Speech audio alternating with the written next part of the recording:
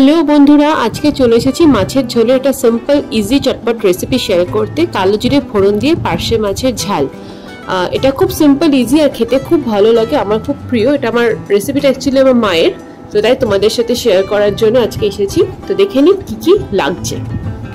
পার্শে মাছ নুন হলুদ দিয়ে মাখানো হয়ে গেছে।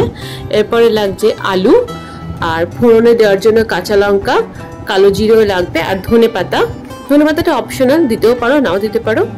কড়াইতে তেল দেওয়া হয়ে গেছে। তেলটা গরম হয়ে এলে এর মধ্যে মাছগুলো ভেজে নেওয়া হবে। মাছটা খুব হালকা হালকা করে ভাজতে হবে, খুব বেশি ভাজার দরকার নেই। একটু হালকা উল্টে পাল্টে নিয়ে নাড়াচাড়া করে মাছটা ভাজতে হবে।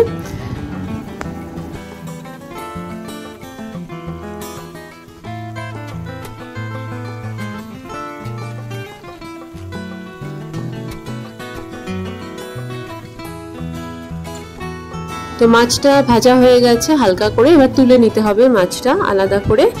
এবার সেম তেলের মধ্যেই পুরো রান্নাটা হয়ে যাবে।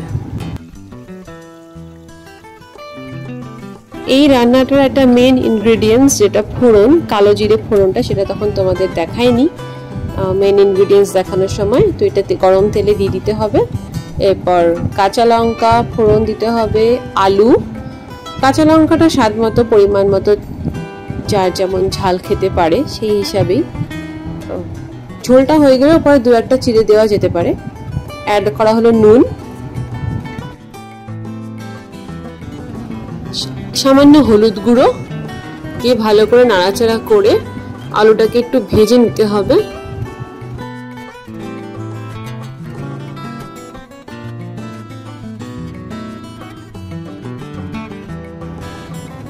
আলুটা কিছুক্ষণ নাড়াচাড়া করে ভেজে দিয়ে ওর মধ্যে ধনে পাতা ছড়িয়ে দিতে হবে।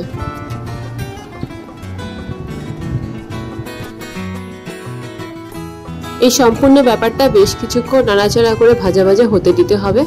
আমি যদিও এই রান্নাটা জানতাম না, তো মা করছে দেখছি আর সাথে সাথে বলে যাচ্ছি।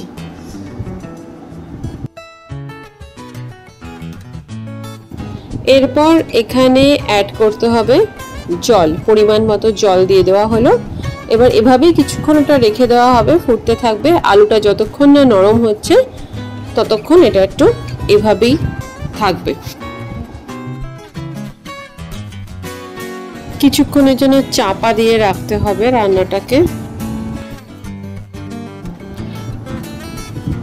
এইবার এইটার মধ্যে অ্যাড করা হবে মাছগুলোকে। সুন্দর করে সাজিয়ে সাজিয়ে মাছগুলোকে দিয়ে বেশ কিছুক্ষণ ফুটতে দেওয়া হবে।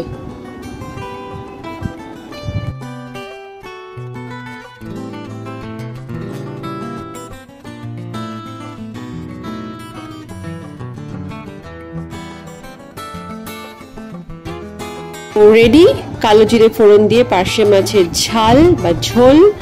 দারুণ খেতে লাগে গন্ধরাজ লেবু বা কাগজি লেবু দিয়ে। এক্ষেত্রে রুই মাছ বা চারাপোনা মাছ দিয়েও এই রান্নাটা করা যায়, খুব ভালো লাগে। খুব সিম্পল ইজি একটা রেসিপি। তোমাদের কেমন লাগলো অবশ্যই জানিও, আর ভালো লাগলে like, share and Paromita's diary চ্যানেলকে সাবস্ক্রাইব করতে ভুলো না। সবাই খুব ভালো থেকো, সুস্থ থেকো, টাটা।